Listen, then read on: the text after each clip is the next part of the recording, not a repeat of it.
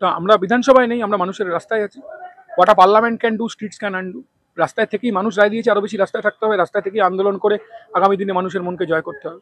Brigade brigade পূর্ণ হবে, কিন্তু সেই সেই জায়গায় সিপিএম কি এক হবে? এটা তো নির্বাচনের ব্রিগেড নয়, প্রথম কথা বুঝতে হবে। সিপিআইএম এক কেন, অনেক বেশি হবে 2026 সালের ভোটে, সেটা প্রশ্ন না। প্রশ্ন হচ্ছে এটা তো নির্বাচনের ব্রিগেডই নয়, এটা হচ্ছে রুটি রুজি অধিকার লড়াই।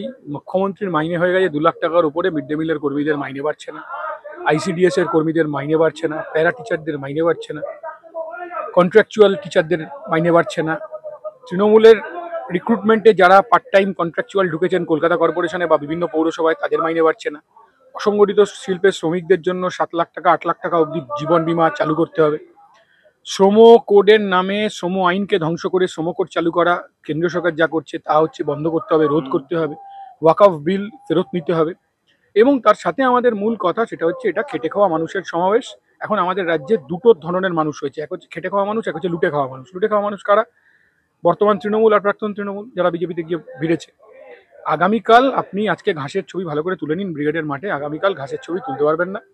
লক্ষ লক্ষ মানুষ, শ্রমজীবী মানুষ, খেটে খাওয়া মানুষ, কৃষক, বুদ্ধিজীবী, তারা সবাই আগামীকাল এসে উপস্থিত হবে।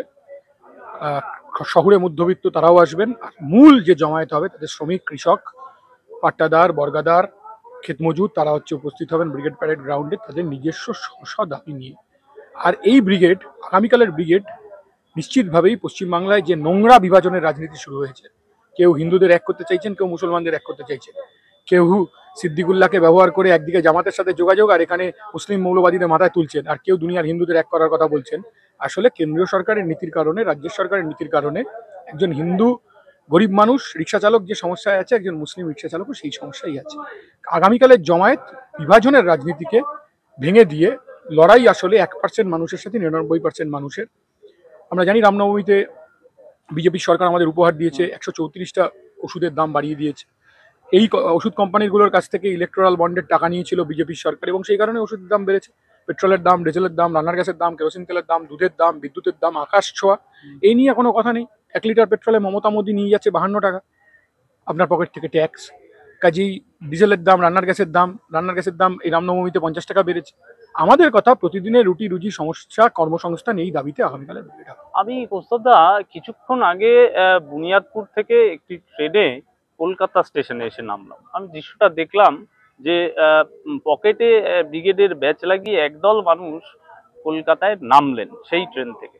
তারা আমার সহযাত্রী ছিলেন এবং তারা আসলেন, এটা আমার একদম চোখের সামনে দেখা। কিন্তু আমি তাদের প্রশ্ন করলাম যে আপনারা থাকতে তাহলে মুর্শিদাবাদ, মালদা এরকম জায়গায় বামেরা থাকতে সম্প্রীতি ভাঙলো কি করে, কি করে এই রকম একটা পরিস্থিতি তৈরি হলো? তারা বেশ কিছুটা বললেন বটে। তোমার মতামত আমি জানতে চাই। বুনিয়াদপুরের সাথে মুর্শিদাবাদের মালদার কোনো কাছাকাছি না, বুনিয়াদপুর অনেকটা দূরে। যাই হোক, তবে ব্রিগেডে মানুষ আসবেন। দাঙ্গা যারা লাগায়, দাঙ্গা যারা করে, তারা তো তোমার আমার মতো লোক নয়, তারা সাধারণ মানুষ না। দাঙ্গা পরিকল্পিত উপায়ে লাগিয়ে দেওয়া হয়, গুজব ছড়িয়ে দেওয়া হয়। দেখবেন সুকান্ত মজুমদার হচ্ছে মিথ্যে ছবি পোস্ট করেছিল, উত্তরপ্রদেশের ছবি, আসামের ছবি পোস্ট করেছিল। গুজব ছড়িয়ে দেওয়া যে হয়, এবং মুসলিম মৌলবাদ আর হিন্দু মৌলবাদ তককে তককে লাগে, যাতে গরিব হিন্দু আর গরিব মুসলমানের মধ্যে যদি লড়াই লাগিয়ে দেওয়া যায়, তাহলে গরিব হিন্দু আর গরিব মুসলমান একসাথে হয়ে দেশের সরকারের নীতিকে চ্যালেঞ্জ যাতে না করে। কথাটা ঠিকই। তুমি কিছু মানুষকে প্রশ্ন করেছো, আমাদের সবারই দায়িত্ব সতর্কতা নিয়ে মন্তব্য করতে হবে, যাতে এরকম ধরনের ঘটনা পশ্চিমবাংলায় আর না ঘটে। আসলে একটা সময় বুদ্ধদেব ভট্টাচার্য, জ্যোতি বসুরা ছিল, যখন দাঙ্গা করলে ওনার বলতে পারতো যে মাথা ভেঙে দেওয়া হবে বা শুট অ্যাট সাইট, যে যার দাঙ্গাকারীদের শুট অ্যাট সাইট আর কি বলতে পারতো। এখন আমাদের রাজ্যের মুখ্যমন্ত্রী বলতে পারেন না, কারণ উনি মুসলিম মৌলবাদীদের মাথায় তুলছেন আর শুভেন্দু অধিকারী হিন্দু মৌলবাদীদের মাথায় তুলছেন। সন্ধ্যেবেলা টিভি চ্যানেলে বিজেপির নেতারা বলছেন যে ইসলাম ধর্ম নাকি শিখিয়েছে এক ধর্মের মানুষ অন্য ধর্মের মানুষকে মারতে। কোনো ধর্মপ্রাণ মানুষ, কোনো ধর্মের মানুষ নিজের ধর্মের মানুষকে লোককেও মারতে বলে না, অন্য ধর্মের মানুষকেও মারতে বলে না। আমরা কি দেখলাম ভারতবর্ষে, কি দেখলাম? গৌরী লঙ্কেশ, নামের সাথে গৌরী, হরগৌরীর গৌরী, তাকেও তো হিন্দু মৌলবাদীরা মারলো। নরেন্দ্র লাভলকার, নরেন্দ্র মোদীর নামের নাম, তাকে কে মারলো? হিন্দু মৌলবাদীরা। বিজেপি ক্ষমতায় এসে উড়িষ্যায় ওই ছেড়ে দিচ্ছে স্টেন্সের, যারা মেরেছিল তাদেরকে ছেড়ে দিচ্ছে, গ্রাম স্টেন্সকে যারা মেরেছিল তাদেরকে ছেড়ে দিচ্ছে। আমরা দেখছি গতকাল একজনকে ছেড়ে দিয়েছে, আগামী দিনে দারা সিংকেও ছেড়ে দেবে। তো আমরা দেখছি যে আমাদের দেশে নামের সাথে গোবিন্দ আছে, কেষ্ট, কৃষ্ণ, গোবিন্দ পানসারে, তাকে খুন করলো কে? হিন্দু মৌলবাদীরা। আজই মৌলবাদীরা যখন খুন করে তখন হিন্দু মুসলমান দেখে না। ঠিক একই রকমভাবে ওই আমাদের মুর্শিদাবাদের যে দুজন মারা গেল একই পরিবারের, তারা দুজন হিন্দু, আবার ইজাজ আহমেদ মারা গেল সে মুসলমান। তা আমরা কি বিজেপির সঙ্গে সঙ্গে দাঙ্গার পর ঘটনার পর লাশের ধর্ম নিয়ে খেলা ক্ষেত্রে আরম্ভ করলো? আমরা বললাম যে ইজাজ আহমেদের সাথে ওই চন্দন এবং হরগোবিন্দর কোনো পার্থক্য নেই, এটাই আমরা বলছি।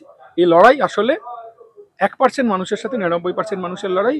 দেশের সরকার, রাজ্যের সরকার 1% মানুষের স্বার্থ রক্ষা করছে। বামেদের একসময় 1 নম্বরে চুজ করতো মানুষ, এখন বিজেপি না হলে তৃণমূল। এই যে চুজিং ব্যাপারটা কি করে? 34 বছর ধরে তো চুজ করেছে।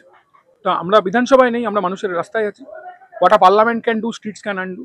রাস্তায় থেকেই মানুষ রায় দিয়েছে, আরো বেশি রাস্তায় থাকতে হবে, রাস্তায় থেকেই আন্দোলন করে আগামী দিনে মানুষের মনকে জয় করতে হবে।